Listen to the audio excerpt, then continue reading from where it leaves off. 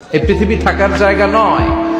কিয়ামতের সময় আল্লাহ তাআলা মালাকুল মাউতকে বলবেন সবার রূহ কবজ করে দেন, সবার, কেউ থাকবে না, সবার রূহ কবজ হয়ে যাবে। আল্লাহ মালাকুল মাউতকে বলবেন, মালাকুল মাউত কি অবস্থা? বলবে সব শেষ। মাইয়াব্বা, কে বাকি? মালাকুল মাউত বলবে জিনেরা বাকি, যাদেরকে দেখা যায় না। আল্লাহ বলবেন জিনদেরকেও শেষ করে ফেলো, রূহ কবজ করো। মালাকুল মাউত আজরাইল জিনদের রূহ কবজ করবে।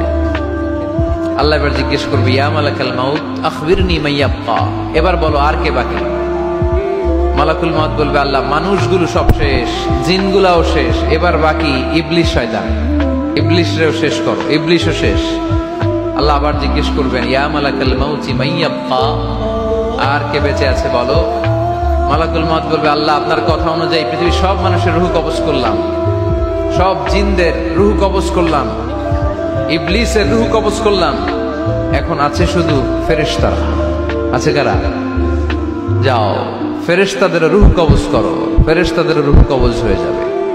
এবার আল্লাহ জিজ্ঞেস করবেন, ইয়া মালাকাল মাউত আখবিরনি মাইয়াব্বা।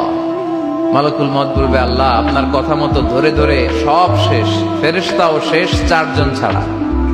কয়জন ছাড়া? জোরে বলেন, কয়জন ছাড়া? ইসরাফিল, জিব্রাইল, মিকাইল, আজরাইল।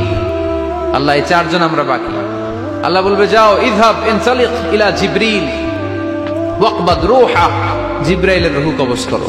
ইযহাব ইলা ইসরাফিল ওয়াকবাদ রূহা, ইসরাফিলের রূহ কবজ করো। ইযহাব ইলা মিকাইল ওয়াকবাদ রূহা, রূহ কবজ করো। ওই তিন ফেরেশতাও শেষ।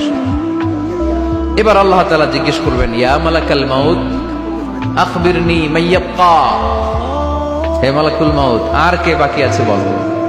মালাকুল মাউত বলবে, আল্লাহ আপনার কথা মতো মানুষগুলো শেষ, জিনগুলো শেষ, ইবলিস শেষ, আমার বাকি তিন ভাই ইসরাফিল, মিকাইল, জিব্রাইলও শেষ, শুধু আমি, শুধু আমি।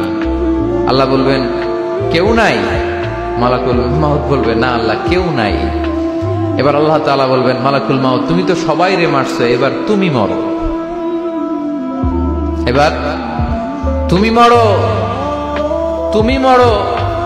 শোনার সাথে সাথে মালাকুল মাউতের কাঁপুনি ছুটে যাবে, খিঁচুনি এসে যাবে ভয়ে। আল্লাহ বলবেন, কাঁপুনি দিয়ে তো লাভ নাই, কারণ কুল্লু নাফসিন যায়িকাতুল। রব্বুল আলামিন বলবেন, মালাকুল মাউত কেঁদো না, এটাই দুনিয়ার বিধান, আমি আল্লাহর দেয়া বিধান, এটাই, জন্মালেই মরতে হয়। যাও জান্নাত জাহান্নামের মাঝখানে একটা জায়গা আছে, জায়গাটার নাম হলো আরাফ। এই আরাফের মধ্যখানে যে দাঁড়া, ওখানে যে মালাকুল মাউত কাঁপতে থাকবে।